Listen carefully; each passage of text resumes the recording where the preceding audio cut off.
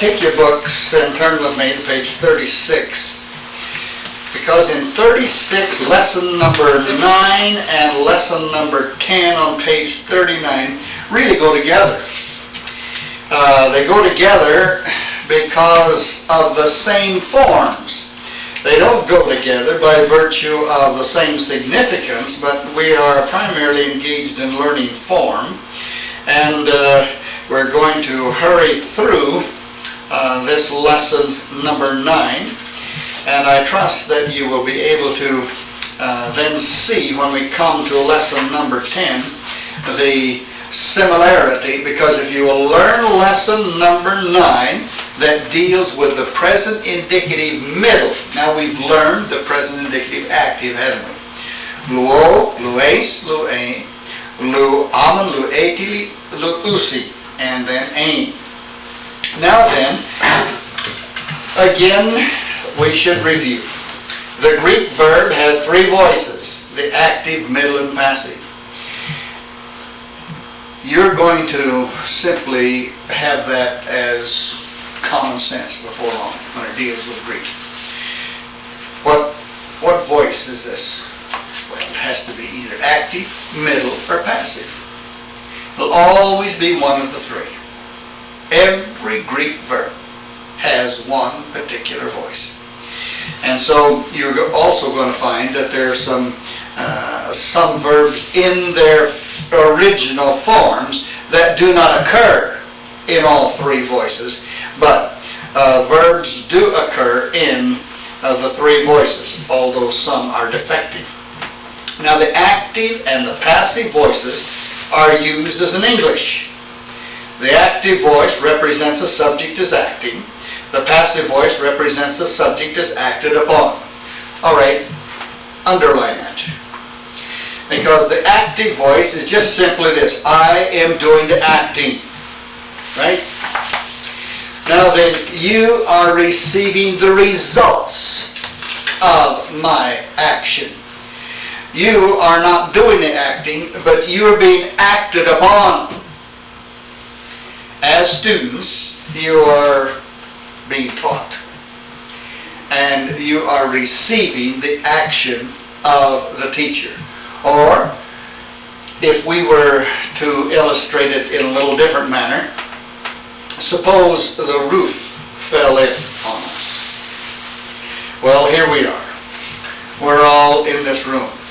Now, we would be the recipients of the action of that roof falling, isn't that right?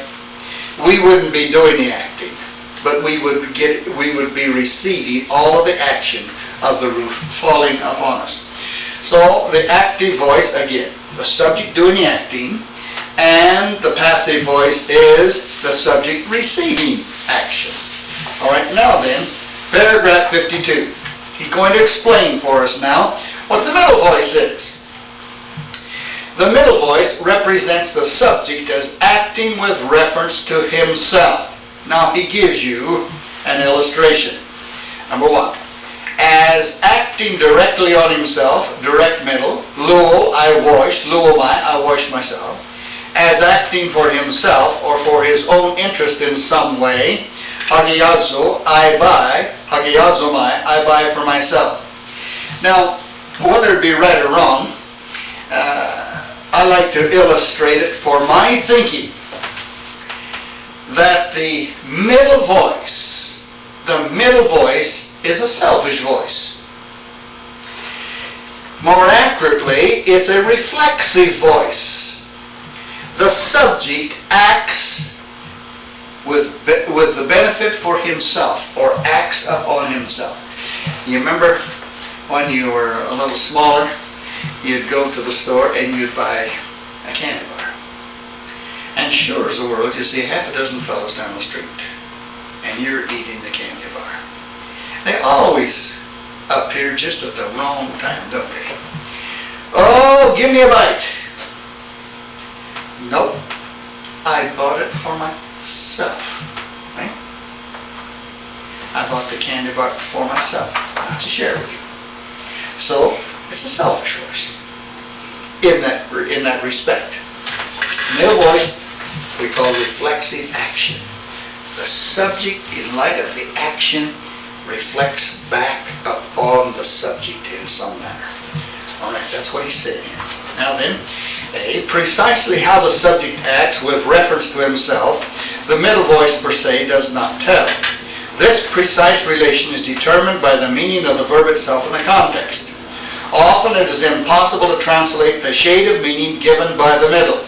Yet in some verbs there is a bold change in meaning. And you see the little letter B there? Often it is impossible to translate the shade of meaning given in the middle. You are going to run up against that problem a little bit later on. And the context in which this particular verb is found just will not let you get the meaning of the middle across.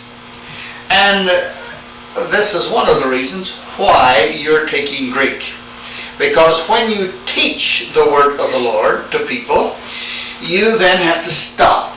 And if it's significant in the teaching of the word of the Lord to the people, you will point this out to them, that this is a middle voice. Now, there are a number of passages of Scripture that are very, very important in this connection. Now, one of them is John 10:28. And I give unto them eternal life, and they shall never perish. Neither shall any man pluck them out of my hand, and so forth. If my memory serves me right, that first one is the middle voice. No one, including yourself, can harm yourself in Christ. It's just very, very lovely. And they shall never perish. I guess that's the middle voice. They shall never perish. They shall never cause themselves to perish. Middle voice. The subject. Let me check that just to make sure, because I do have my large Greek New Testament here that will help us, and it will be of interest at this juncture. John chapter 10. Maybe you have your English Bible with you. John 10:28. And I give unto them eternal life, yes, and they shall in no wise ever perish. Apoluontai. In other words, when it comes to the matter of possessing this matter of eternal life, there are three things involved here. First of all, I cannot harm myself. No one else can harm me because I'm in His hand. If I can't harm myself, no one else can harm me. The Lord has promised never to harm me. So, how more secure can you be? Just in light of those three declarations. This is very poor English, but let me get the middle voice across to you if I can. Where it would say in the English, and they shall in no wise perish. I in no way can perish myself. Okay? The middle voice. As the subject doing the acting, I cannot destroy myself from this eternal life.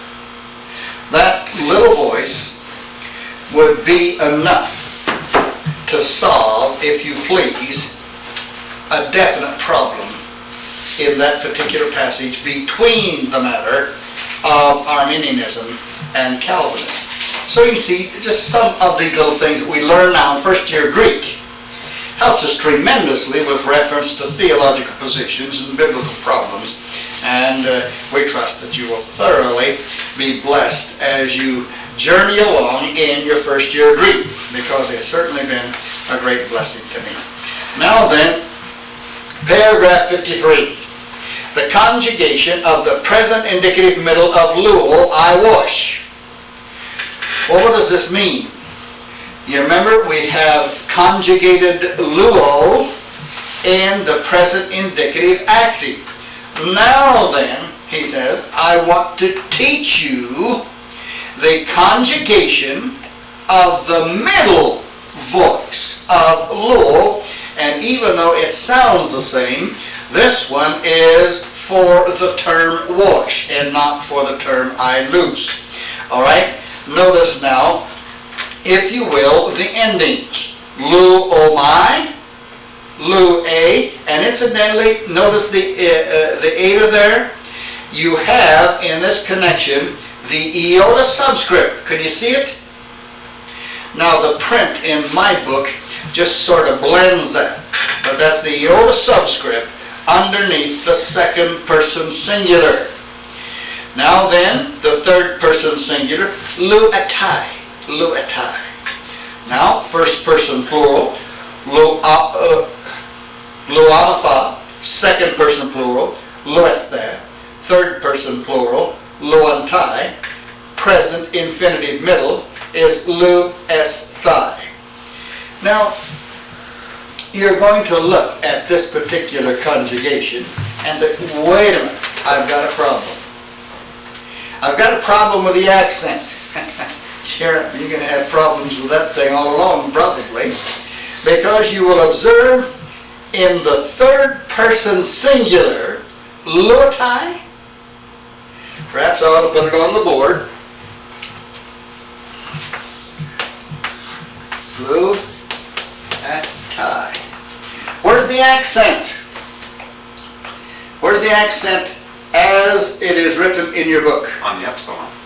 On the epsilon. What syllable is that? The antepenult. Antepenult. Does not this particular word end with a Long. diphthong? And diphthongs are considered long, and they are long.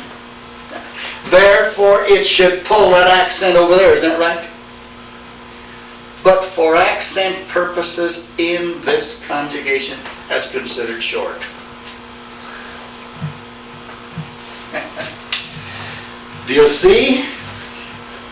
The exceptions will keep you from stating, oh, it's always this way. So you have to take this in stride and observe that this is true for the third person singular and also for the third person plural. See that? Lu an kai. Lu an kai. All right? Now again, memorize these so that you can say them in your sleep. Okay? Now observe. Now this, when he says to observe, you better stop, look, and listen, because it's very significant. Observe that the appended translation is the direct middle that he has suggested right at the top of the page. I wash myself. You wash yourself. He washes himself. We wash ourselves. Ye wash yourselves. They wash themselves. Okay? Now, if hagiazomai, I buy for myself, were given, the indirect middle would be seen. So he gives you the personal endings, but the primary middle personal endings.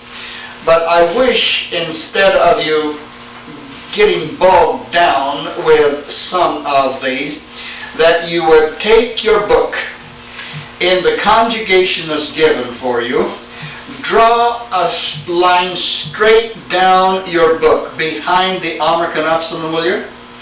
And learn the endings o, my, a, etai, amatha, este, antai, esthai.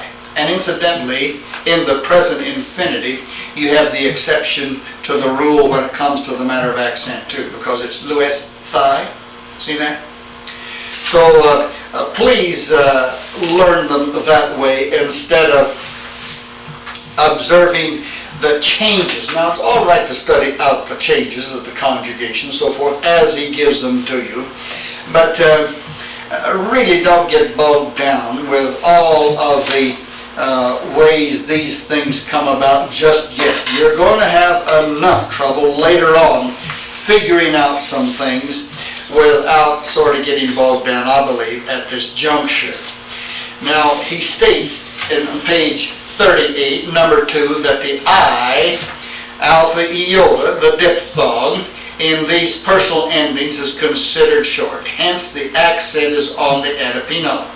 The same principle of accent is to be observed in paragraph 11 and 13, which you have previously studied. Then he reminds you that what we have in this particular conjugation is once again the thematic vowel, the American epsilon. And the present middle infinitive is psi or esthai. Now, he has given you, as we have had our little quiz already, the active in the left-hand column under paragraph 55, and then he has given you the middle form in the right-hand column. Now, always remember that unless you have some exceptions, and you will have them, that these verbs, particularly these that we've learned up to this point, can have both the active voice, the middle voice, and the passive voice. Now then, for your purpose, for tomorrow, with reference to your Greek assignment, you will follow the illustrations that are given for the middle. Now, I'm not going to go on to lesson number 10 today, because I don't want you to get confused with what he is trying to give you by way of the middle and the passive. Because in exercise number 56, both the Greek and the English, when you come across the endings, which we've learned in lesson number 9 for the middle endings, translate them as middles, all right? Now, you're going to discover that in the passive, it's the same ending. And there he's given you the illustration to translate it as a passive.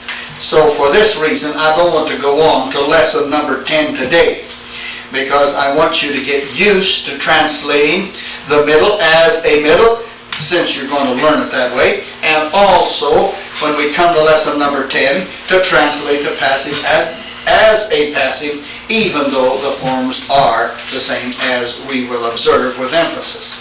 So please take lesson number 10 for your exercises tomorrow, and do both the Greek to the English and the English to the Greek. Now then, for today, we had assigned for you the exercises on page 36, exercise number 50. And for the sake of some that might have had problems in this connection, and some that will have problems, I suppose, as they might be taking the course by video, do you have some difficulty with reference specifically to the Greek, from the Greek to the English? Do you have any problems there from the Greek to the English that you would like to have put on the board, or have by way of answers to your questions? Yes, sir. I was just wondering about the number 5 out of the exercise 50, the grave accent on ta. Why is it a grave? I'm sorry? Number 5. Oh, number 5? Yeah. On page 36. Yeah. Now then, what did we learn by way of the grave and the acute? When there is a word, that is to be accented on the ultimate, and ta is just one syllable, right? That's immediately followed by another word without any intervening punctuation mark, then the acute turns to the grave. Now, there's a purpose for that.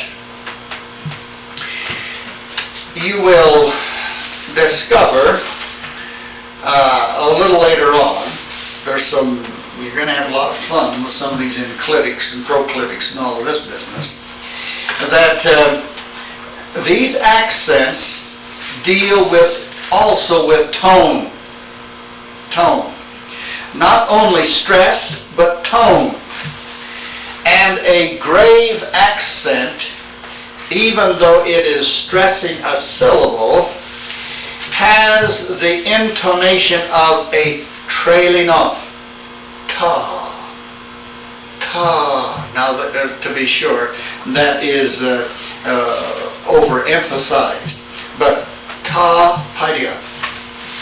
And actually, since it is considered as an adjectival functioning article, so forth, we might call it that, it's to be translated with the following word, tapaidia. Pronounced with it. Tapaidia, not ta-paidia, but tapaidia. See? Okay? Now, any other question that you might want to ask there? All right, I'm going to ask you to take number 2 in that exercise. Read the Greek and then translate it for me. Would you do that, Dwayne? Ha Kyrios tu uranu eke ta dora tois doulois. The Lord of Heaven has gifts for the servants. The Lord of Heaven has the gifts for the servants. All right, what case is ha kurios? Nominative. Nominative, and it is functioning in what manner? It's the subject. It's the subject. Now then, what case is tu uranu? Genitive of description. Genitive that is describing for us, or designating for us, who the Lord is, isn't it? Not talking about an earthly potentate, not talking about some leader who might be considered the Lord over the plantation and so forth. Talking about the Lord of Heaven. Now then, can you parse for me eke? Third person singular, present indicative active of echo I have. All right, third person singular, present indicative active of echo. Now what case is ta dora? Accusative plural. Accusative plural. Now then, when it is used as an accusative, what is its function in this particular sentence? It's the direct object. It's the direct object of the verb he has. Now then, let me go back once again to eke. Now that's third person. What does it agree with in the sentence? Ha Kyrios. All right, ha kurios. You see, the express subject must agree with the subject of the verb. That's the rule of concord, isn't it? Must agree. All right, now then, why do you have the circumflex accent over the omega?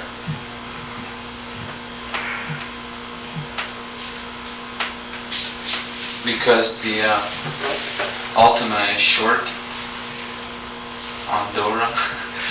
All right, but also, as far as that particular word is concerned, in the nominative, it is accented on the penal, isn't it? Not the ultima. Therefore, the accent endeavors to remain on the syllable on which it occurs in the nominative. And you're right, the alpha is considered short there, and therefore you have the circumflex. Now what case is tois doulois? Dative. Dative case. All right, it's the dative case showing that here are gifts for the servants or for the benefit of the servants. All right, that's fine.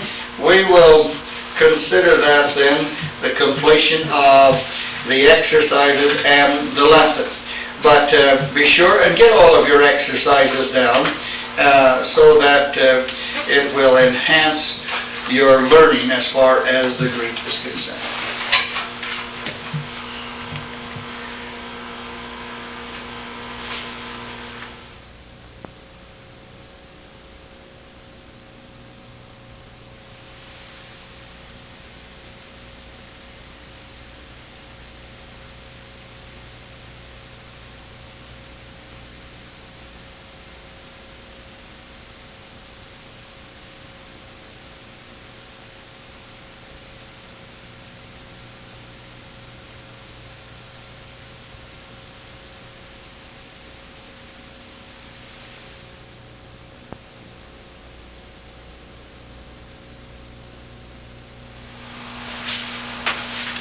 All right, take your books and let's look at lesson number 10. This will be our last lesson before we have another hour exam. Lesson number 10, and you will observe on page 39, we've already gone through the vocabulary, that he is dealing with what is called the present indicative passive. Present indicative passive. Now then, I'm going to put some things on the board. First, we've had what is called the present indicative active. Secondly, we've had what is called the present indicative middle.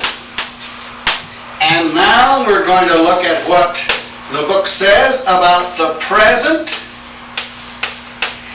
indicative passive. Now, everyone look up at the board.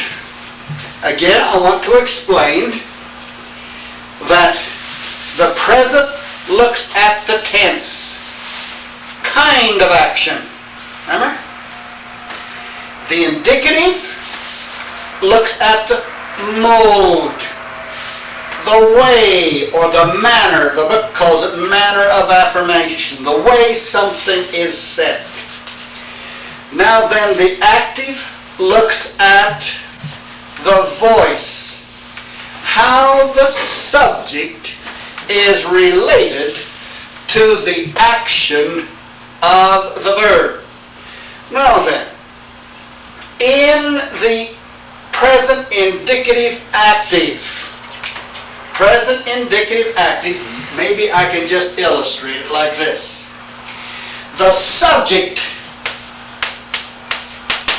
you all know what I mean by the subject? The subject of the sentence. The boy runs. The boy is the subject. All right, the subject is viewed as doing the acting. He is doing the acting, the subject. Now then, in the middle voice, the subject is viewed as being acted upon in some manner. Okay? The action of the subject is what you call reflexive. Comes back upon the subject. Now then, in the passive, which we're going to look at today, the subject is acted upon. He gets all of the action. Everything falls on the subject. That deals with the voice, eh? Again, the active voice looks at the subject performing the action. The middle voice looks at the subject being acted upon. The passive voice looks at the subject getting all of the action. Okay? Now we trust that that will be of some help for you as we deal now with the present indicative passive.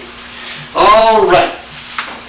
Let me read, and we will try to do some explaining as we read. The passive voice is later than the active and middle and did not develop distinctive personal endings. The middle and passive are the same in form except in the future and the aorist. for the meaning of the passage, let's see number 51. Well, let's just simply go back there to number 51 and see what he has to say. On page 36,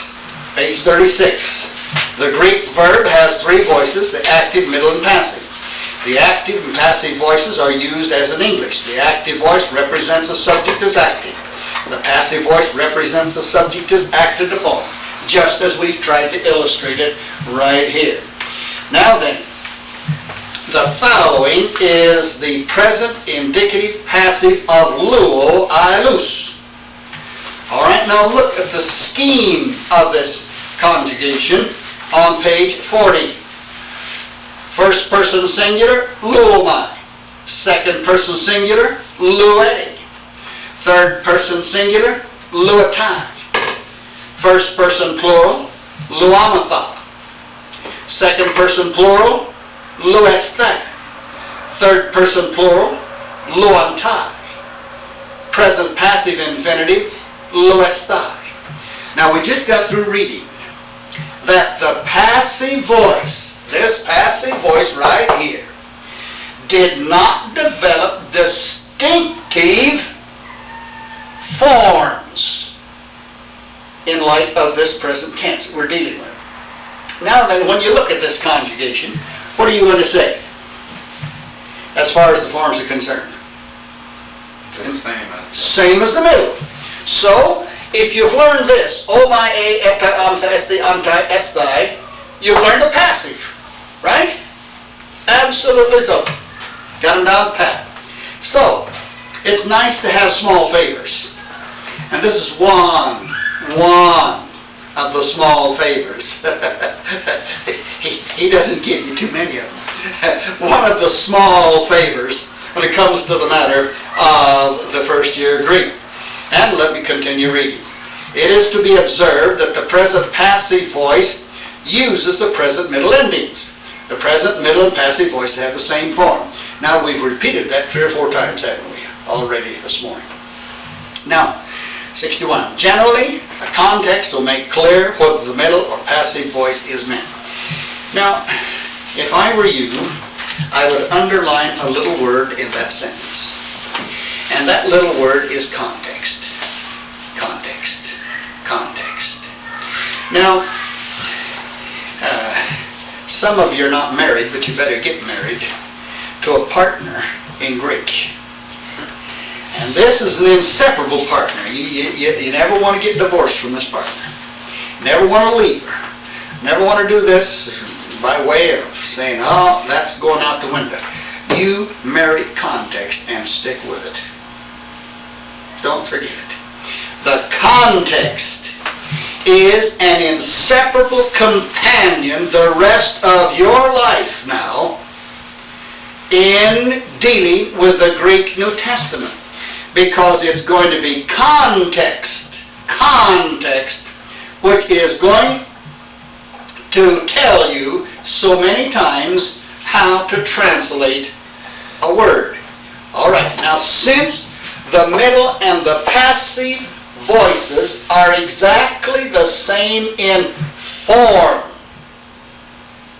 they're not the same in translation. See? Comes back on itself. This is being received. All right, now let's take our books and turn back to page let's see, what is it? 37. Look at 37. As far as the middle voice translation is concerned. Now he uses luo I wash instead of luo I luso. Okay? So we'll stick with what he says. Luomai means I wash myself. See? The subject, I wash myself. I get the action. I'm washing myself. I am washing myself. Now hold your hand here and flick over to page 40. The first person singular says, I am loosed or I am being loosed. In other words, the subject says, I'm getting the action. And he uses luo here, I loose. So the subject is getting the action of being loosed. Action all zeroing in on the subject. Now, how am I going to tell what is the proper translation when I see a word that's in the middle and the passive, which is exactly the same form? How am I going to do it? Context. Context is going to tell you how to translate it. All right? Every single one of these you can see is stating a passive idea on page 40. I am loosed or I am being loosed. You are loosed or you are being loosed. He is being loosed or he is loosed. We are being loosed or we are loosed. Ye are being loosed or you are loosed. They are being loosed or they are loosed. Now then the infinitive is to be loosed. Now when you put a little ed on that thing, it looks like it's a passive tense, doesn't it? But that's the reason they put the being in there. Being. The word being shows linear action, durative action, action that is going on. Now, don't you see how hard it is in some cases to get the precise translation back into English of what the Greek has to say? I am loosed. Now then, that is a present passive. And I've stated the durative action simply by I am. I am. That is present action, isn't it? I am. I am what? I'm loosed. I'm loosed. Now if you want to intensify the present or the durative aspect, the kind of action that's going on and on and on and on and on, I am being. I am being loosed. See? That's the way you would express emphatically the idea of the durative or the linear action. Now do you see that? All of you have that down.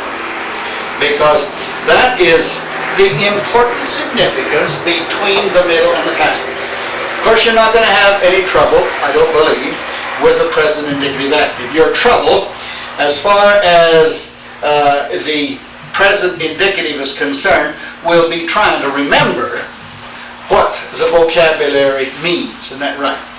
That will be, at least that is usually the problem for first-year students, is the meaning of words, because you've learned quite a few words right now. In fact, he stated that some of these words that you've learned occur over 1,000 times in your Greek New Testament. So just with the few that you've learned, but if you were to put them down on a sheet of paper, you'd discover that, say, there's a lot of words here. Now that's what I had to do when I was first taking Greek. Why, man, I had sheet after sheet after sheet after sheet of words and their definitions. So I can sympathize with you, but not too much, because I had to go through it. You go through it, you rascals, and have a good time with it. And I didn't tell you folks here how my wife taught me what this word meant. What this word meant. Lego means I say. Well, we were married, and she could get her Greek just like falling off a log. Me, I was straight from the mountain. I'd a whole lot rather hunt and fish, and ride, and this, as learn Greek. And so she was giving me the English, and I was to give her the Greek. And she said, all right, tell me what the Greek word is for I say. And I say, I say, I say. You think I could get that? I say. And she reached over, and she just pinch to me right good. I said, oh, let go. That's right, it's let go. I say, let go, let go. Well, it doesn't mean to let go of that pinch, but I let her know that I didn't want her to pinch me anymore, but that's how I learned to let go. I never will forget that. Now, sometimes you have to make association and identification. There's some people that can learn these things by acrostic, you know. Well, my gracious, by the time I got my acrostic worked out, I had a harder time with the acrostic than I did with the meaning in the first place. And with all of the associations, I just had to slug it. Just had to slug it. So I can sympathize with you, but enjoy it, because you will enjoy it later on. Now then, on page 40, I want you to do your exercises. Verse 62, I want you to do both your Greek and your English yet for quite a while. And incidentally, he gives you another vocabulary form, and notice it right at the bottom of the page. The little one, that's necros. Necros. What does it mean? Dead. Dead. Now he's going to tell you that this occurs in your exercises. So, be prepared for it. All right, now then. Let's go back to the exercises on page 39, and let's see if we can have just a little bit of drill that may help both you and those that might be looking on or viewing the tape by way of learning this first year Greek. Okay. Luke, I want you to read for me number 2. I'm going to get the St. Vitus dance here now. See if you can read the Greek and then give me a translation. I'll ask you some questions. All right? Niptomai. Good. Ta prosopon. Exactly right. Now, even though you have a difficulty because your mother tongue is French, that's some good pronunciation. It really is. Neptomai ta prosopon. All right, now then translate that for me. I washed my face. All right. For myself.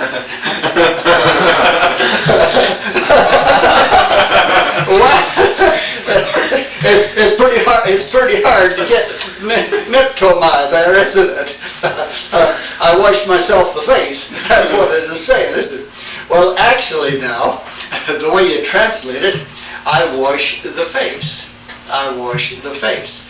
But now then you have to stop and tell people, well, now this is an exercise that says I wash the face, but the middle voice tells me something.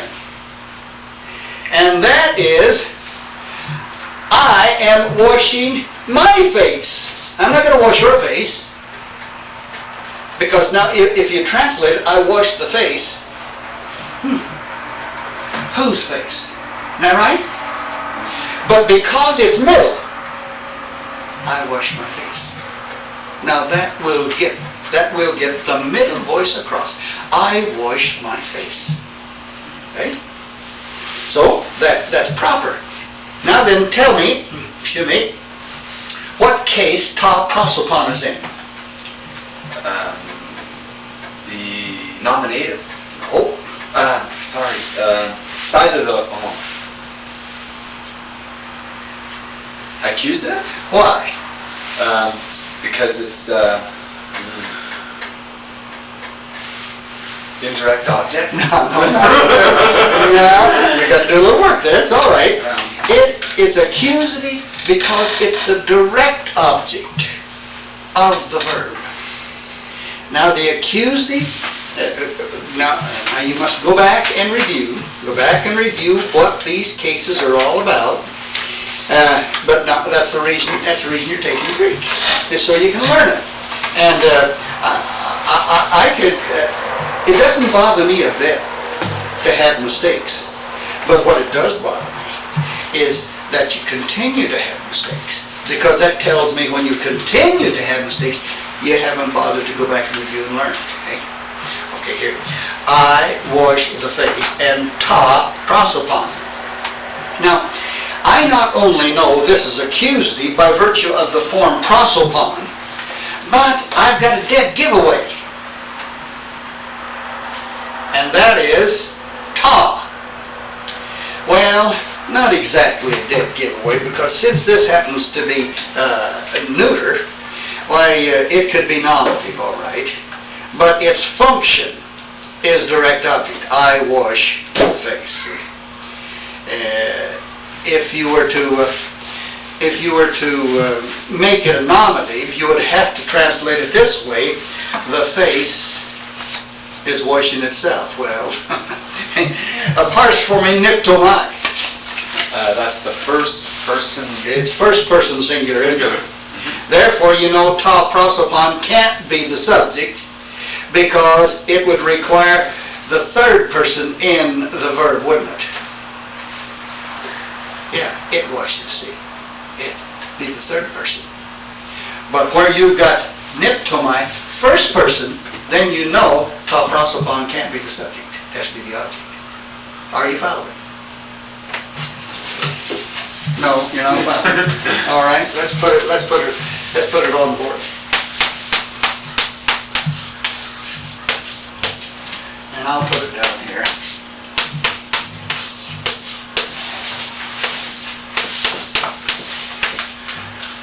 Okay. Niptomai,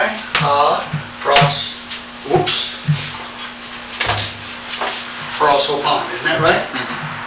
Okay. Now then, again, parse the verb for me. First person singular First person singular. of the Well, now keep going. First person. first person singular of the present middle indicative Okay, keep going. of nipto. Of I the verb wash. nipto, Of the I verb, wash.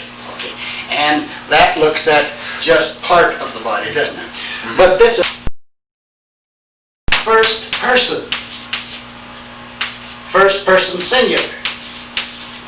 Now then, if this were the subject, then it would have to be third person, because the face, it. See, it's third person, not the face I, because face wouldn't be first person. Face would be third person, see? Because first person is always I, second person is always you, third person is always he, Right. it, or she, see? And so, this being a neuter, that is it, the face it. Well, see, that's first person. And you have to have the rule of concord. The subject in the verb must agree with the subject expressed. See? And so this has to be object and not subject. Okay? Now, I imagine your English grammar is just Chairman. The bush fishing. That's right, it's back in the bush fishing, like some of the rest of us with our English grammar. But I hope you can see that, because you're going to be drilled and drilled and drilled and drilled on it. You will see that this has to agree with expressed. And if it's not expressed, that's the only subject then in the sentence. And then when I see this, well, I look at that and I know good and well, that's third. That would have to be third person here in order for this to be the subject. But since I got first person, then I know that this is the object of the verb. I wash the face, see? I wash my face.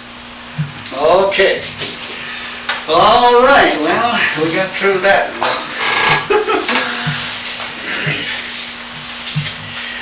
All right, Wes, I want you to take number 3 then. Fulasetai, apo tu kosmu. All right. All right. I just suggest apa instead of apo, but Apa. that's all right. Okay.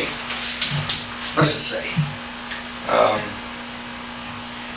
They guard. Now get your subject.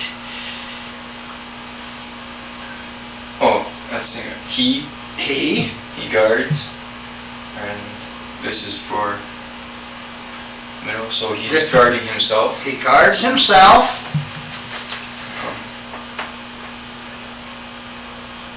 To this. Appa is what?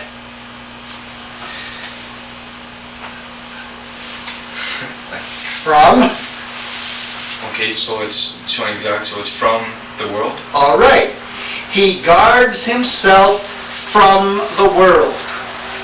Now that's the accurate translation. Now, for practice, parse for me. Philosophy.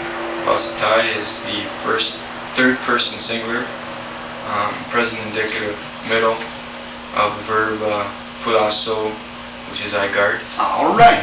That's exactly right. I guard.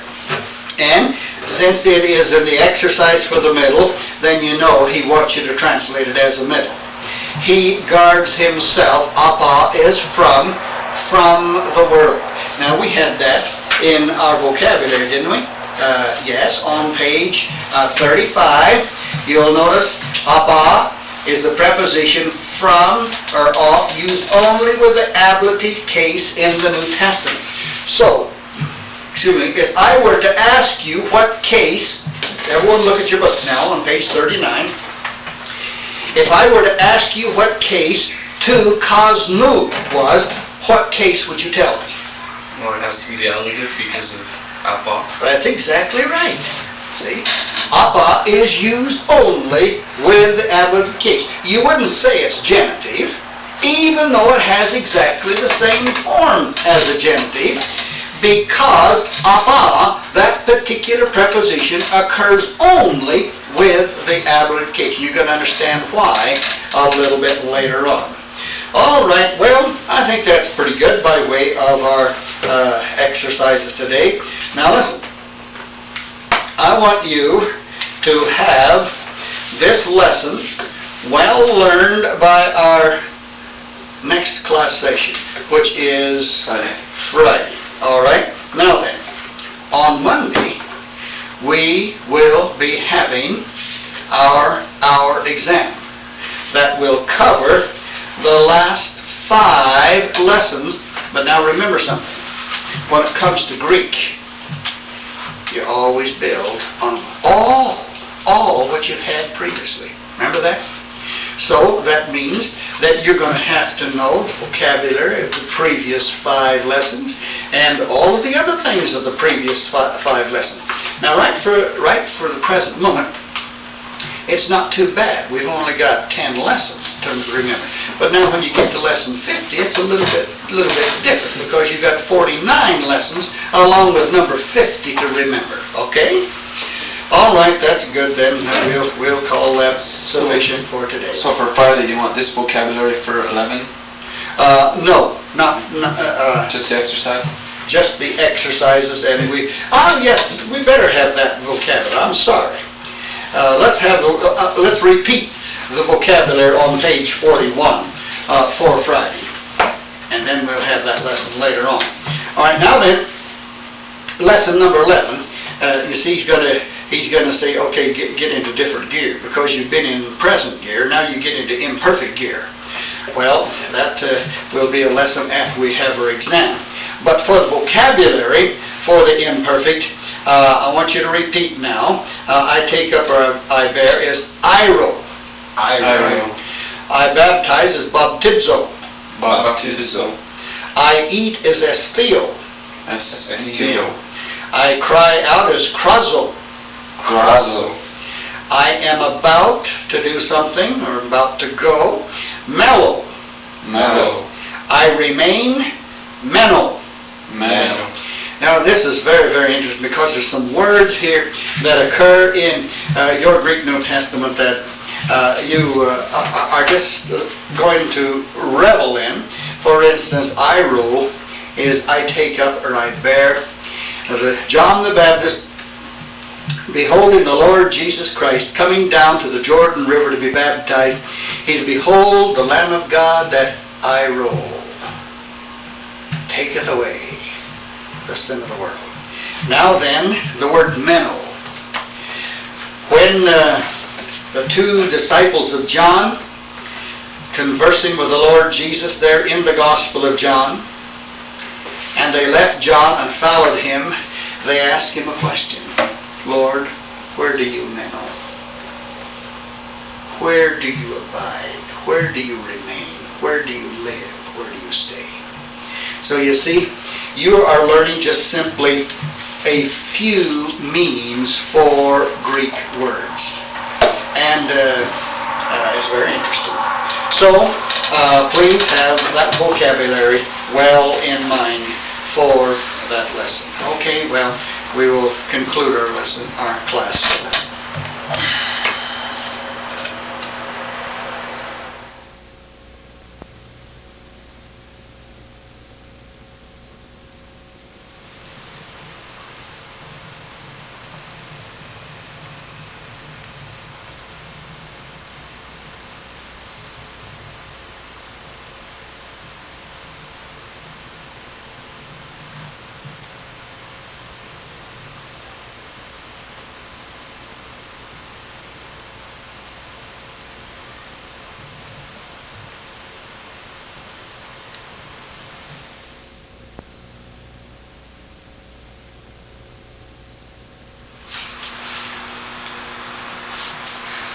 By way of review, before we have the exam, let's take our books and turn to page 40.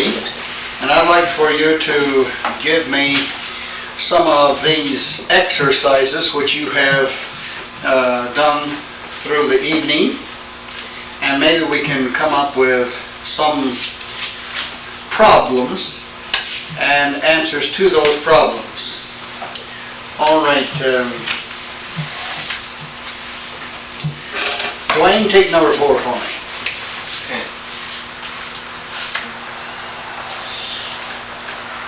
Read the Greek first. Ageris the apa ton necron. Okay. He is raised up from the dead, or he's being raised up from the dead. He is being raised from the dead. All right. Parsomy, agereste. Second person plural, present negative passive of agero, I raise up. All right. Now then, what case is ton necron? The ablative, Why? because of the preposition in front of it. All right. Do you see that? Any question there with reference? Yes. Wes. Just the first word. Did he say he or ye? He. I probably did say he. and then he. You're right. It's second person. Yeah. You are being raised up. Second person plural. You parsed it right for Yeah. me. Second person, but you didn't translate it. That's right. It is the second person plural, present indicative passive of agero. You are being raised from the dead, or you are raised from the dead. All right. Now, Wes, take for me number 5. O logos, didas, getai, ein, to,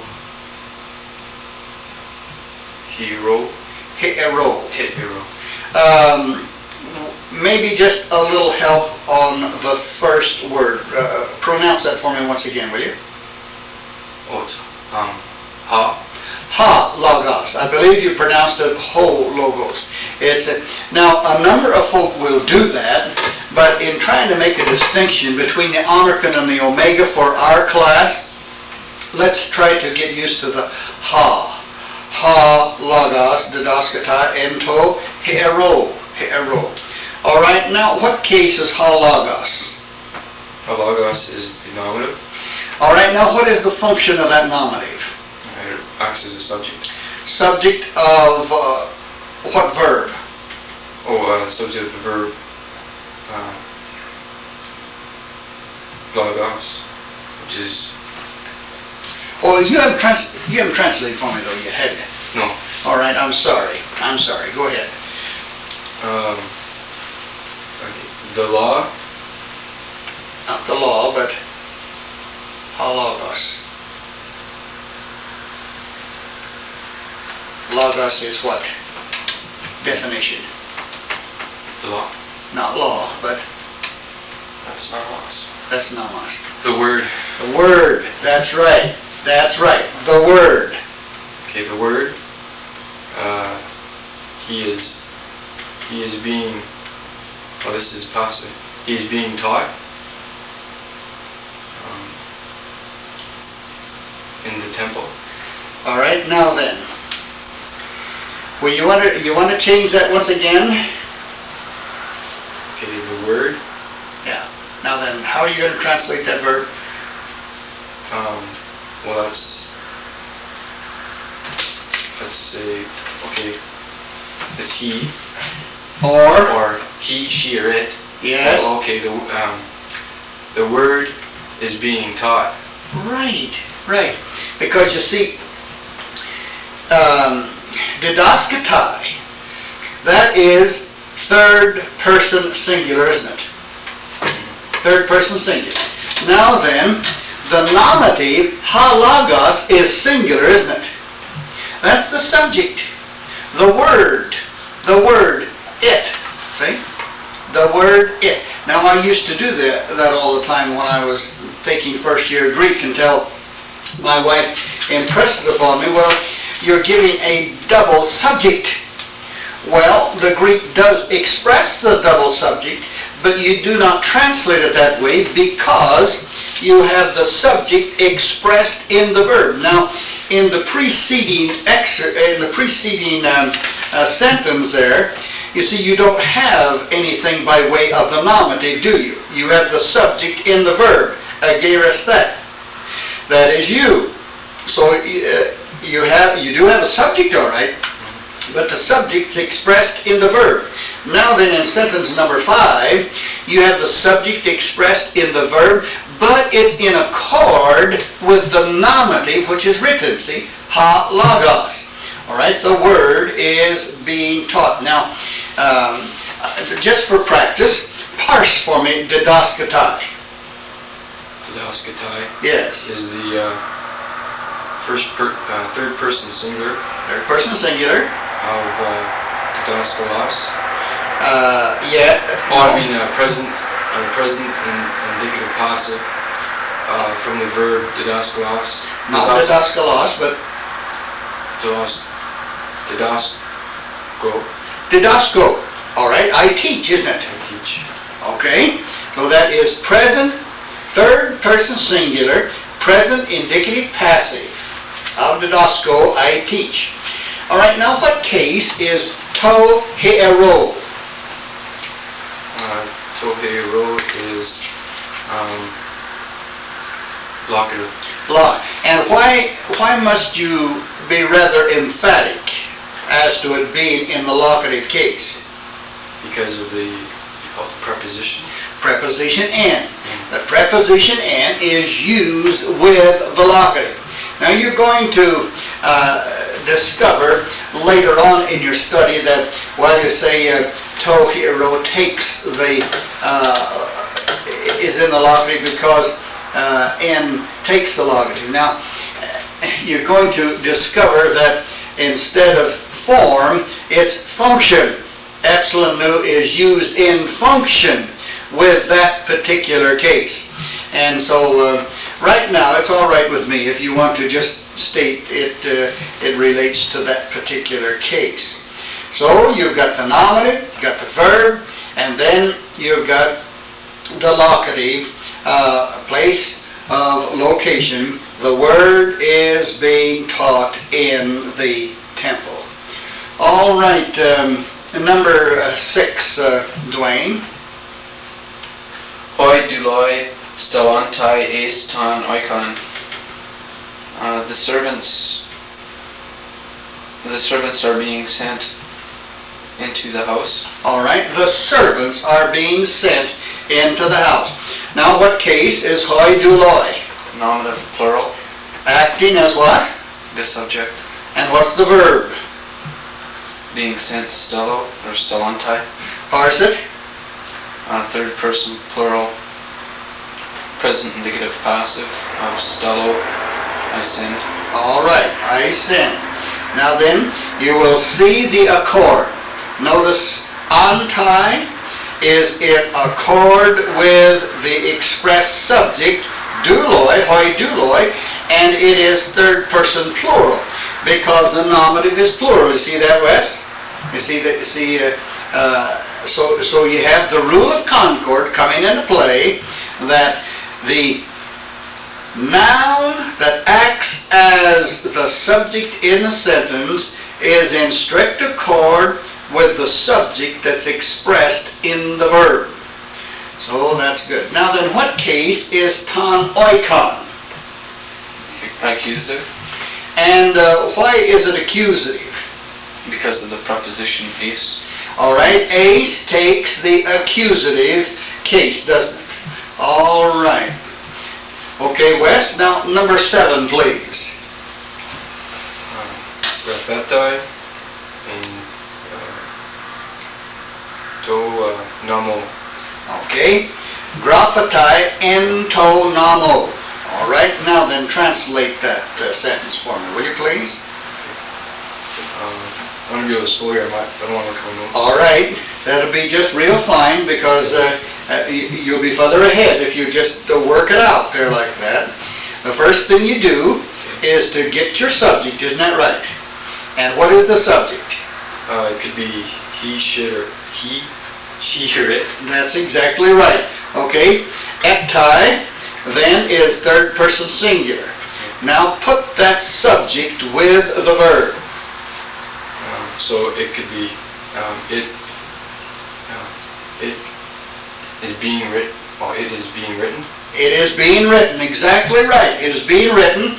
Now then, ento namo. And tonamo is in the law. All right, it is being written in the law. Being written in the law. All right, now that's fine. Now you're coming along just okay. Now, as far as our exam is concerned, it's going to cover lessons 6 through 10. And again, remember that it will build on the first 5 lessons also. So you'll be, but now when it comes to the matter of vocabulary, I will only use the vocabulary of lessons 6 through 10. And you'll be responsible for the other vocabulary because I'll probably use some of those words in sentences that I'll have you write out for me. Now, these lessons cover the matter of declension and the matter of the middle and the passive verb. Now, he has shown you in declension illustrations of when the accent falls on the P note, when the accent falls on the ultimate, and then when the accent is a circumflex, along with the middle voice of the verb and the passive voice of the verb. Now, in a nutshell, that's exactly the matter of the 5 lessons that you're going to be examined over. So, notice these with somewhat of special emphasis so that you can write your exam all right. Now, I believe as far as our review is concerned, I think just the very fact of your verses here have been relatively satisfactory. So we will then see you for our lesson, that is for our exam next period.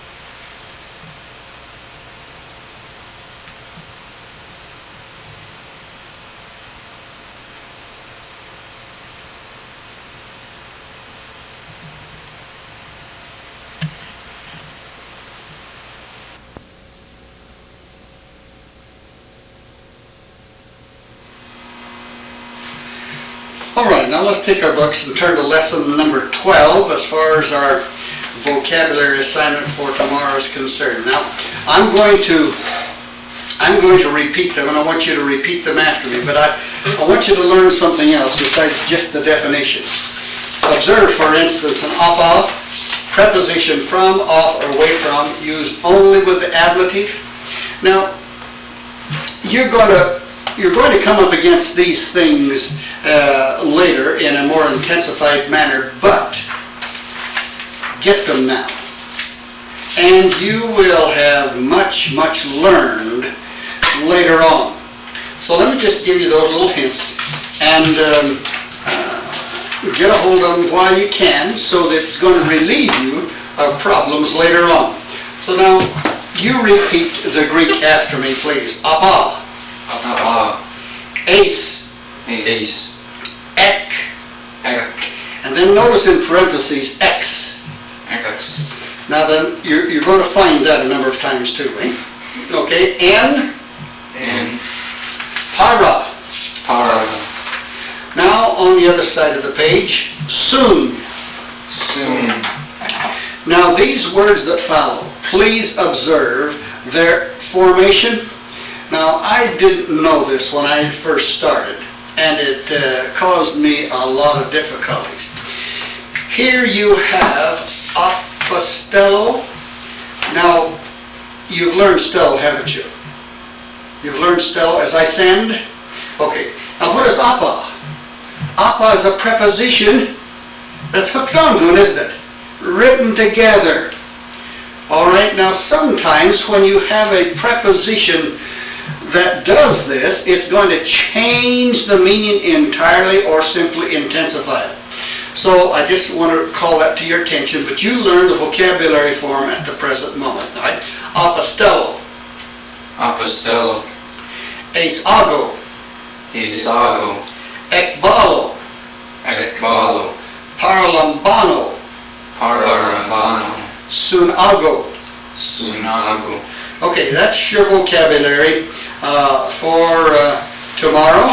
And then have your exercises on page 43, paragraph 71 done. All right? Now then, we come to lesson number 11, of which you have already had your vocabulary and your conjugations, but we need to discuss it in order to learn that we have a new tense. Now shift gears in your thinking. You have had the present active, the present middle, and the present passive, right? In the indicative. Now then, you're going to have what is called a new tense, the imperfect.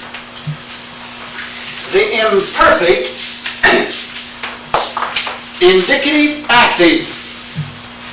All right? Here's what he has to say. The imperfect tense is made on the present stem. What is the stem? What is the stem? Part of the word that never changes. All right, it's the basic part of the word. Don't say never changes. Because you're going to find the stem doing a lot of changing. But the stem is the basic part of the verb. Okay? Now then, he says the present of lego is lego. Now the imperfect of lego is elegon. See? Elegon? Elegon? All right.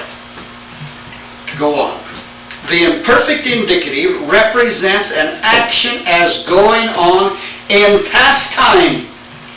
And you remember, the kind of action is what we're interested in Greek, called the octinsart. All right? It's durative or linear action in past time. So when you talk about the present tense, you're talking about durative or linear action in present time. When you're talking about the imperfect tense, you are talking about action called durative or linear in past time. Okay? Got those two distinctions? Fine. Now this action may be simultaneous, prolonged, descriptive, repeated, customary, interrupted, and so forth. And according to the context and the meaning of the verb itself. Well, those things you're going to learn more later. And then he suggests the personal endings, but I want you to learn the scheme of number 67, please. In this connection, if you need to have that kind of help,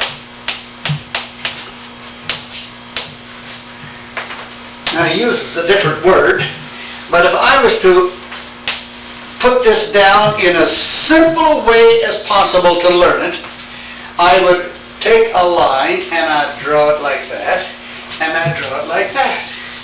See? This is my augment, and this is my suffix, my personal ending. That's the stem of my word. Now, that is just to facilitate in learning, that's all. You don't have to do it. You can do like so many, you can just go down that thing, on, an, etian. Okay, you've got your endings. And remember that in the imperfect, you've got the epsilon. Now don't do like Dwayne did this morning. Go along and forget to check his accent by virtue of the suffix. Now then, we might, let's go on and do some reading, and then I want to point some cardinal things out. In the third person plural, the form elu asan is sometimes found. In the plural forms like elu amen, elu ati, elu an, they appear sporadically. Now, you will observe that those are alphas, aren't they? Instead of the omicrons. Well, just don't be surprised when you see an alpha. The only thing you may have a little difficulty later on in confusing the alpha with what we call the first aorist. But paragraph 68, observe that the thematic vowel, omicron epsilon, is as in the present indicative. The third person singular has no personal ending, but the stem lu is ed. This is called augment. Now he explains where probably the augment came from. The only thing that I want to say emphatically at this point is that in the imperfect, or your tenses that deal with past action primarily, there's always the augment. Never forget it. Now, I like to sort of illustrate this by virtue of our location here. Out there in the barn, we've got some cattle, haven't we? Now, in the spring, the calves begin to come. Now, the first thing that you're going to notice about a calf is that in a few months, there's going to be a little nub of a horn, where the horns come out. All right. The imperfect is like a calf that sprouts horns. There's the calf, and there's his tail, but there's his horn beginning. Eh? That's the augment. That's his augment. Something added to the head of the beast. Something added to the head of the stem. Now then, observe, if you will, the accent. Always remember that the rule for the accent on the verbs is what? Recess. Recessive accent. On, es, amen, eti, on. All right. Without writing down the stem, where's the accent for the second person singular imperfect? Antepenal. Antepenal, located where? Augment. On the augment, that's right. Goes clear over there. All right, where is the accent for the third person singular on the imperfect? Same place. Same place. It's because this is short, right? Short. Okay, now then, when you come to the first person plural, legamen. Where does the accent fall? On the antepino, On the antepinum. And where's the antepinum? on the stem, On the stem over the epsilon. All right, and the second person plural of the imperfect, where does the accent fall? On the antepino, And where's the antepinum then? on the stem. On the stem over the epsilon. All right, the third person plural, where does it fall? on the antepino, Antepinum, located where? on the augment. On the augment. Okay. There, you're getting that down. That's all right. You've learned something then, haven't you? All right. Now then, having observed that it has augment, secondary endings, rule, recessive accent, now then, let's look at the meaning. Eloan, I was washing. The was indicates past, right? Washing shows you what kind of action? Dirt. Durative action. Washing, washing, all right? You were washing. He was washing. We were washing. Ye were washing. They were washing. See that? Again, the imperfect shows durative action, washing, washing, washing, in past time, was, or were, okay? So that's the significance of the imperfect. Now then, one is going to immediately say, yes, but I see the first person singular and the third person plural having the same form. How do I know which is first and which is third? How would you suggest? The subject will have to be plural or singular. That's right. The subject, and this is what we call context, right? Understand? That the subject would be they were washing or I was washing. Okay. So it'd have to be either a plural subject or it'd have to be a singular subject, really. Okay, that's fine. Good enough. Now then, he makes a statement, paragraph 69, about this augment. At time, the augment is the in the imperfect places linear action past time, which we just stated. At times, it is difficult to translate this Greek tense into English because of the absence of a true imperfect in English.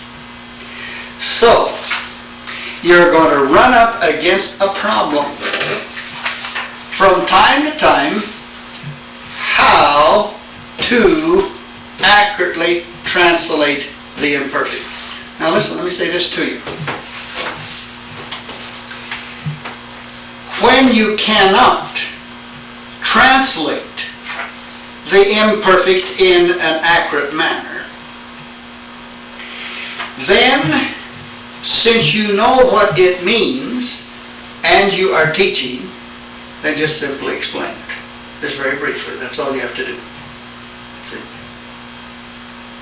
And I commend that approach to you. Really do. Not to show off or anything, but to try to help people understand the truth of what is stated. Okay. Now paragraph 70. And here is a paragraph that you need to get a hold of. Okay? The indicative of the secondary tenses, and we're talking about a secondary tense here, besides having different personal endings, has also an augment. So, the imperfect is what we call a secondary tense. Secondary tense being a tense in the past. This augment is of two forms. Now underline little 1 and 2 here. If the stem begins with a consonant. Okay, we've got a consonant up here, haven't we? A land. If it begins with a consonant, the vowel epsilon is commonly prefixed, called syllabic augment. Number 2. But if the stems begins with a vowel, that vowel is lengthened and is called a temporal augment. Okay? So just put out to the side there. Number 1, consonant. Number 2, vowel. All right? Consonant, syllabic. Vowel, temporal. Now then, he tells you how something is lengthened. All right? Here's the scheme of lengthening. Alpha becomes eta. Epsilon becomes eta. Omicron becomes omega. The other two just is lengthened with a line across it. A may become eta but remains A in the New Testament. U remains U. Oi becomes omega. And he says the alpha iota subscript becomes eta iota subscript. I, alpha iota, becomes eta iota subscript. And the ow becomes AU. He gives you one exception. All right, now let's see if we can observe what he said by virtue of putting it on the board and noting the changes. He gives us the word ago. You've had that, haven't you? I lead, I bring, or I go. Now that is first person singular, present, indicative, active. I want to make that now a second person singular, imperfect, indicative, active. Okay, how am I going to do it? What am I going to write? Well, I'm going to put down this first, and the second person singular is S, right? What am I going to write before the gamma? And eta, Why? because we're just given that an alpha with a, it becomes an eta. All right, now then, this word begins with an alpha, doesn't it? Now I'm going to add an augment to that word, that augment being epsilon, right? Now then, when I add the augment to a verb that begins with a vowel, it doesn't stay that, but it changes to a guess. All right? Only I wouldn't write it that way now. I'd write it this way. Why would I write it that way?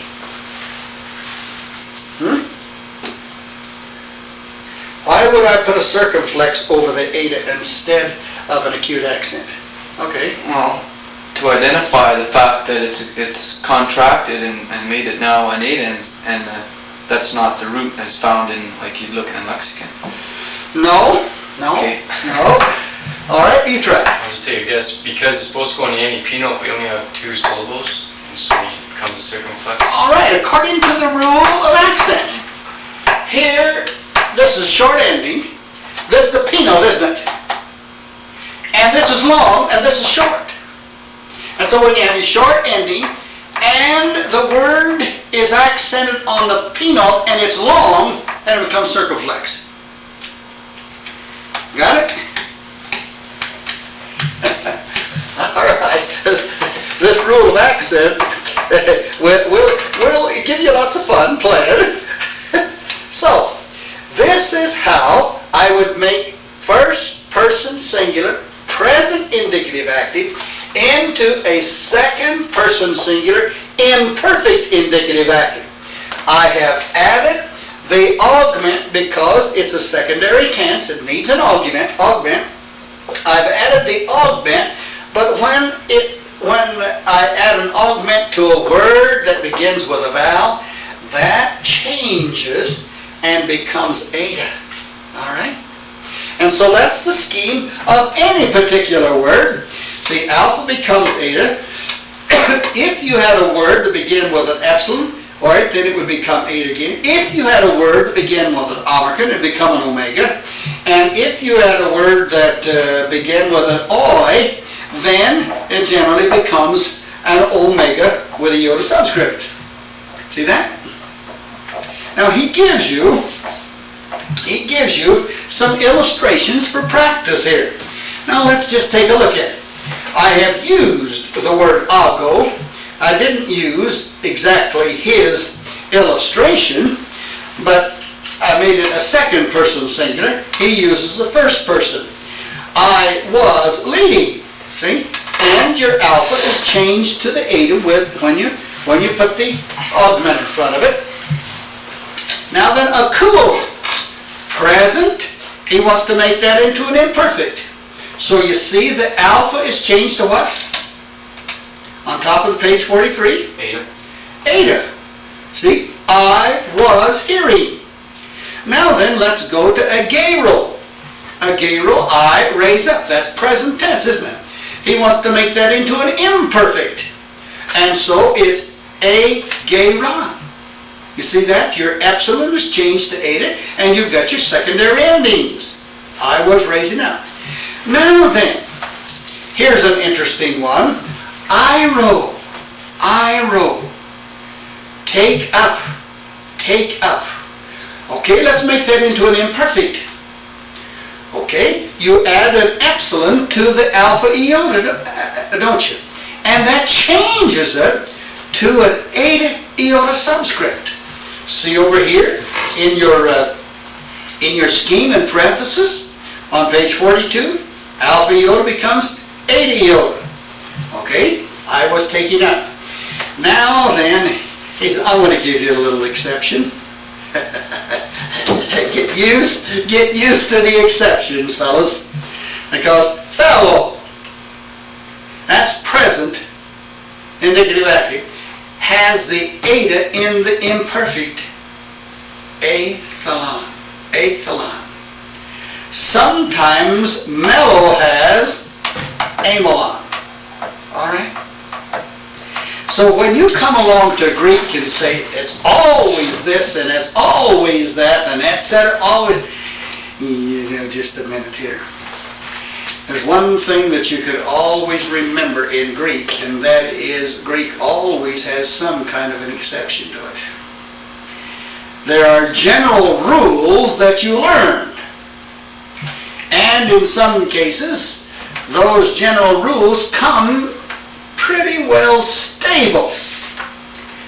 But it doesn't take you too long studying or teaching Greek to get very gun-shy of the word always in stabilizing certain rules of grammar.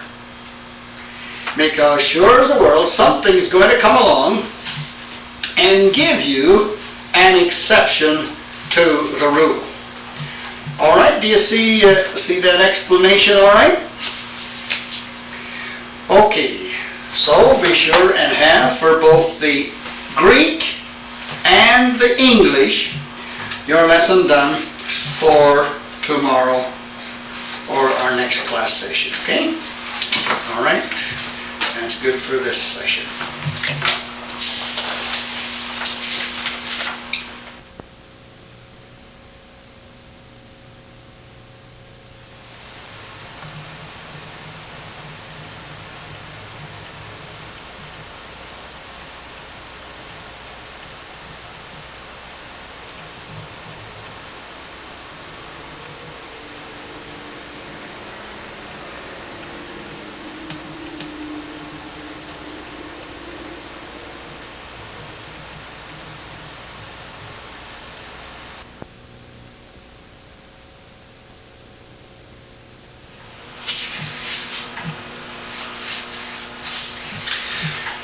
We're ready for lesson 13 as far as the vocabulary this morning, so take your books and turn to page 46 And this will be your vocabulary assignment for our next class period. It's a lesson which deals with the imperfect, indicative, middle, and passive. Now you remember we've had the present, indicative, active, middle, and passive. You're going to have exactly the same voices as far as the imperfect being a different tense. Now let's simply pronounce the words, and then I'm going to ask you also for your little quiz for next period to learn the conjugation on page 47. But now you pronounce the words after me. Anablepo, Anablepo, Abeko, Abeko, Apothanesco, Apathanesco, Dioko, Dioko, Dax Adzo, Dax Adzo, Patho, Patho, Pharaoh, Pharaoh, Anna. Anna. See the little word Pharaoh? I bear or I carry. Now that's the Greek word that you're going to find in 2 Peter chapter 1, where it says, holy men of old spake as they were moved by the Holy Spirit, borne along, carried along by the Holy Spirit, with reference to the writing of the Scriptures. Now then on page 47, he indicates for you the conjugation of luo in the imperfect indicative middle, and then paragraph 83, he gives you the imperfect indicative passive. Now as you look at those two conjugations, it's exactly the same scheme as we discovered for the present. Remember, the middle and passive for the present were exactly the same. Such is the case for the imperfect. And so I want you to have this learned also for the next period for our little daily quiz. So I'm going to pronounce them as far as this first conjugation, the middle, and you pronounce them after me. Elo amen. Elo amen. Eluu. Eluu. Elueta. Elueta. Elu amatha. Elu antha. Elu este. Elu este. Elu anta. Elu anta. All right, now remember, draw your line right after the stem, and that's going to give you your endings, isn't it? Amen, u, eta, amatha, este, anta. And remember to give the augment. All right, that will do by way of the assignment for our little quiz. Now then, let's look at the lesson of number 12. And in this particular lesson, you are dealing with prepositions. Now, these are interesting little words. And as we mentioned just a few moments ago, before we turned the video on, page number 44, with reference to the vocabulary, like apostello, and the meaning that he gives is just send forth. Now, each one of these words from apostello right on through sunago are in the first person singular, present, indicative, active. Therefore, each one of these words should have before the definition, I send forth, I bring in, I throw out, or I cast out, I take, or I receive, and I gather together. Okay? I trust that you are aware of that. Now, let me read this particular lesson and try to make some explanation, which I trust will help us understand what he's driving at. Some prepositions do not have an accent. Now, notice what he says. Excuse me. When there are words which do not have an accent. Words which do not have an accent are called proclitics. Now get that word down. Underline that, because you are going to come up face to face with a number of proclitics. And not only are they prepositions, but they're also little words called particles. And we'll be drawing your attention to these little words as we come to them in our exercises, and particularly when we get into the Greek New Testament. And we'll be translating in the Greek New Testament the last part of next semester. And there are a lot of proclitics. And notice what a proclitic does. A proclitic is pronounced with the following words. Now, for instance, here is a word. Haanthropos. That is a familiar word to you by now, isn't that right? That little word there is an article. The, right? Notice it doesn't have an accent. Therefore, that particular word, and it's a bona fide word, is a proclitic. And all proclitics are to be pronounced with the following word. So you'd pronounce it haanthropos. Understand? Haanthropos. Now, articles are usually pronounced quite readily with the words that they are used with. But this is just an illustration to point out to you that that's a proclitic. Now there are other words very similar to proclitic, which are called enclitics. Well, they'll give you some assistance just a little bit later. All right, now paragraph 73. Prepositions are adverbs specialized to define more clearly the meanings of cases, many of which come to be used in composition with verbs. Now he said something here which we may have just slid over the top. What type of words indicate case? Nouns or verbs? Nouns. Nouns. And he also says many of the prepositions have come to be used in composition with verbs. Therefore, a preposition finds itself functioning with both nouns and verbs. And someone's going to say, I thought an adverb modified verbs. Well, you may learn those things in some cases with reference to grammar. But here, I find that a preposition is used in relationship to both nouns and verbs. All right, prepositions were originally free adverbs. These adverbs brought gradually into closer relation with nouns, and many of them into a closer connection with verbs. And that's just what we've said, isn't it right? Prepositions are used with both nouns and verbs in some manner. Now that's going to help you if you'll just remember that, because you're going to come to the place where, well, I thought prepositions govern certain cases. That's the terminology that's often used.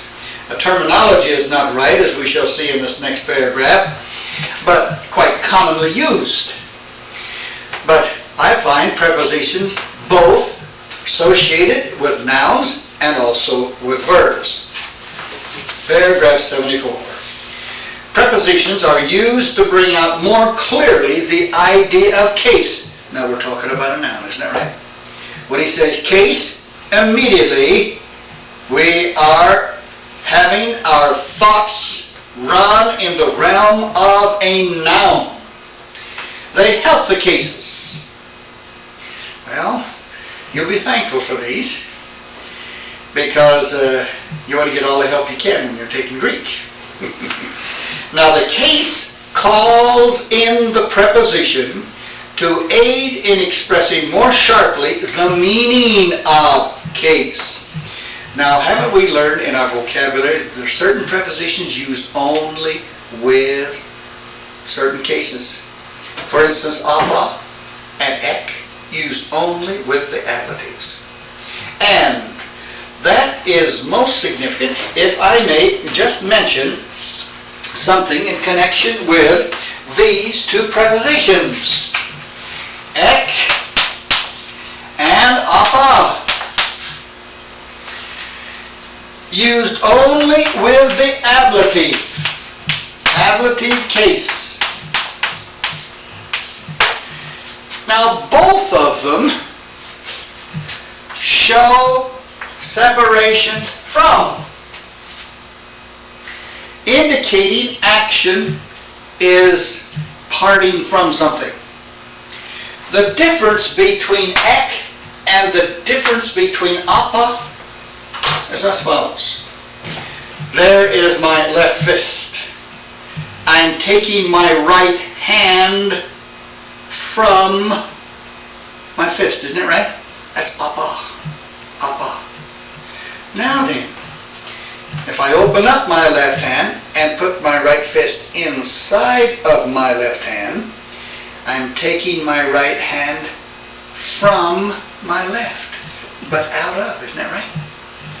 So, this looks at action that's coming from without. This looks at action coming from the side of. And in John chapter 1, who are born not out of flesh, who are born not out of blood, who are born not out of, and I'm accentuating these X here, from the will of man, but literally born out of God. Not from God, but born out of God. Therefore, what does that make my birth? Of God. It sure does. It makes my birth of the character of my Father. See how interesting just a little Greek preposition can be for you? Gives a wonderful wealth of meaning. And this is the reason the Greek language is so very, very colorful by way of great biblical significance. Now then, he has told me that case calls into play a preposition to help that case. That's exactly what took place. Because ek is used with the ablative, apa is used with the ablative. See? Now then, ek is going to accentuate the ablative by showing its separation from within. Apa is going to be used with the ablative to show separation from the side of. So, it's interesting. Now then he goes on and he gives some further information here that it might be well for us to observe. It is a case which indicates the meaning of the preposition and not the preposition which gives the meaning to the case. Then, strictly speaking, prepositions do not govern cases. Can you remember that? But that's what we're going to say. So often. Well, ace takes the accusative. You've already heard me say that a number of times, isn't that right? Well, that's really not the case. That's really not the situation. Prepositions don't govern cases, but prepositions are called in to give significance to the case, okay? Now then, take para, and he gives you an illustration how para is used with various cases. Para has the meaning beside. Now he said this particular preposition para is used with three different cases. Now with the locative, paratodulo, by or at the side of the servant, because the locative shows location, isn't that right? And so when para, alongside, or meaning beside, is emphasizing by or at the side of something. Now then, when it is used with the ablative, it's from the side of the servant. So you see the ablative is emphasizing separation, isn't it? So when you use para, I've got apa here, but when you do use para as illustration, he's talking about from the side of. Now then, with the accusative, para, used with tondulon, means alongside the servant. So there are some interesting things to observe. How para assists the case with significant meaning. In this case, whether it's location, whether it is separation, or whether it's in association. Now, A here. The cases used with the prepositions are the ablative, the genitive, the locative, instrumental, and accusative. The dative is not used with any of the prepositions in the New Testament, with possibly the exception of engus. So, you just remember that aside from the nominative and the dative, nominative, dative, and also the vocative, why the preposition can occur with the remaining cases.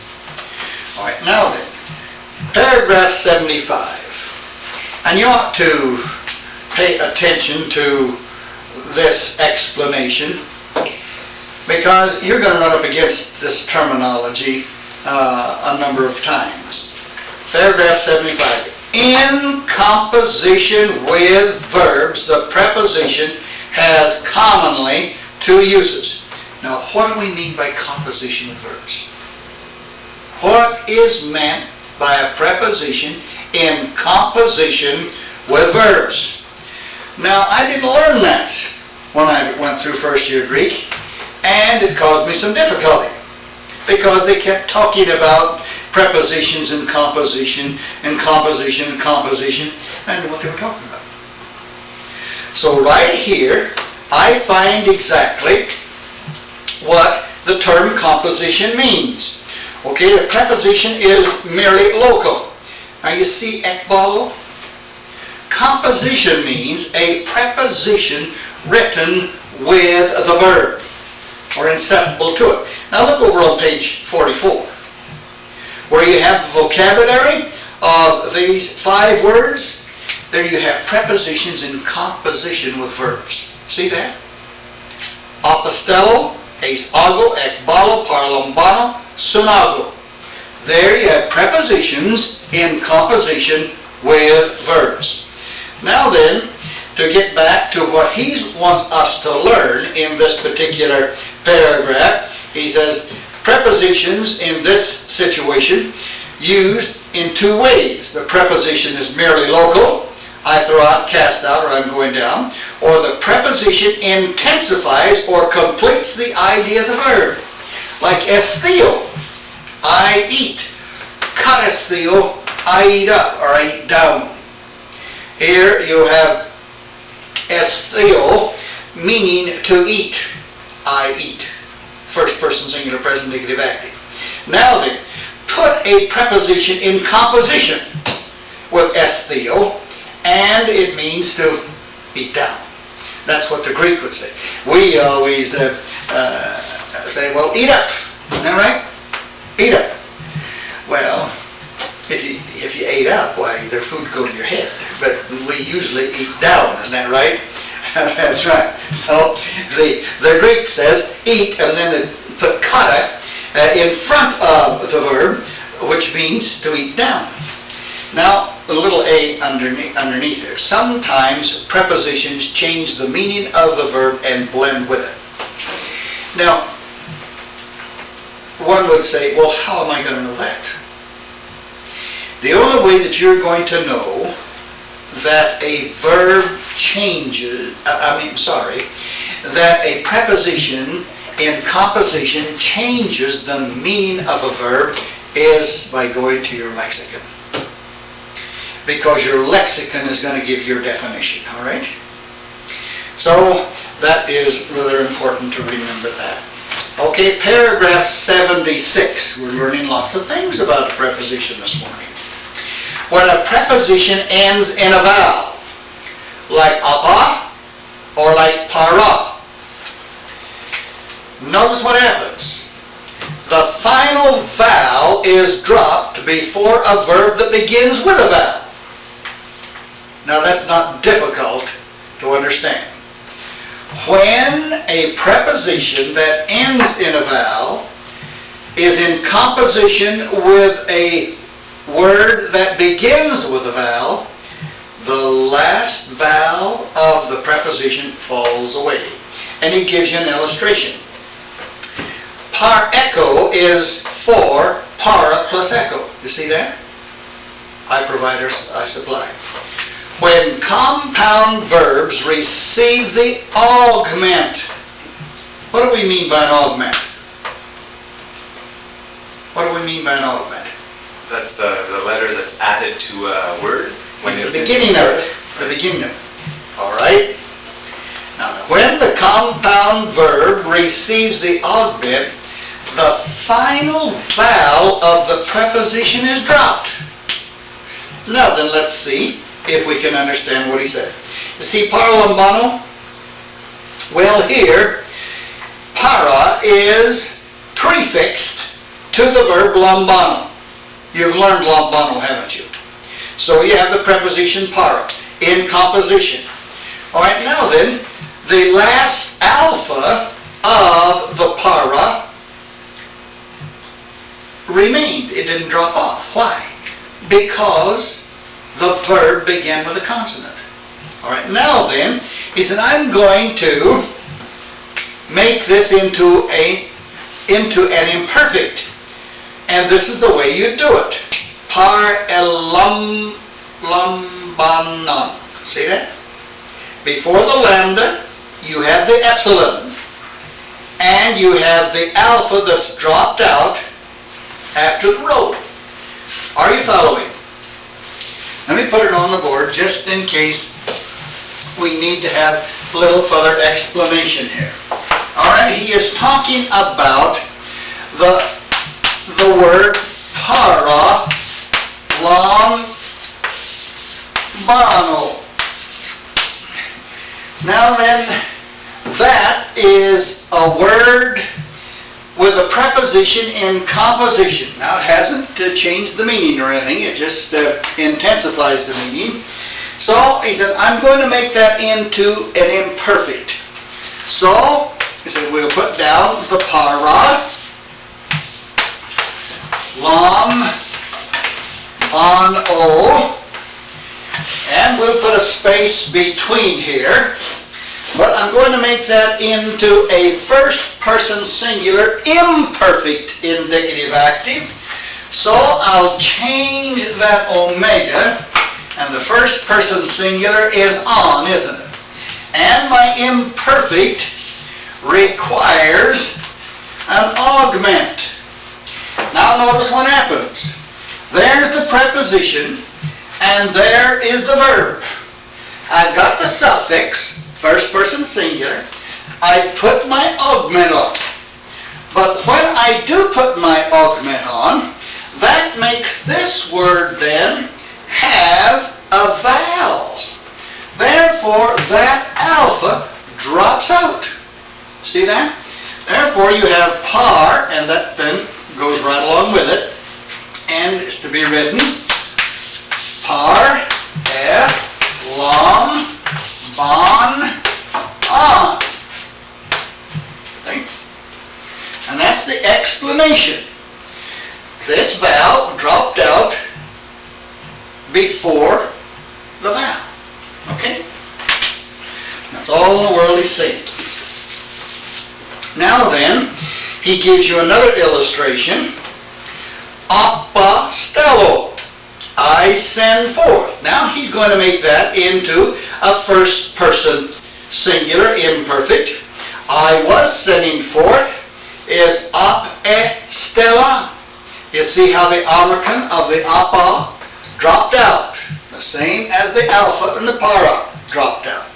So that's how you would make the imperfect of a preposition in composition with a verb. Now then he's stating katago. Well, you see, that word is kata plus ago, isn't it? Now since that preposition is in composition with ago, and you want to make it into an imperfect, all right, you have the alpha changed to the eta. Okay? Now then, after he said all of that, he's going to give you some exceptions. The prepositions peri and pra do not drop their final vowel. That's all there is to it. Okay? Remember those two. They will not drop their final vowel. All right, now then for our next class period, do your exercises. Paragraph 77, please. And have your vocabulary in hand. And that will conclude then our lesson for today.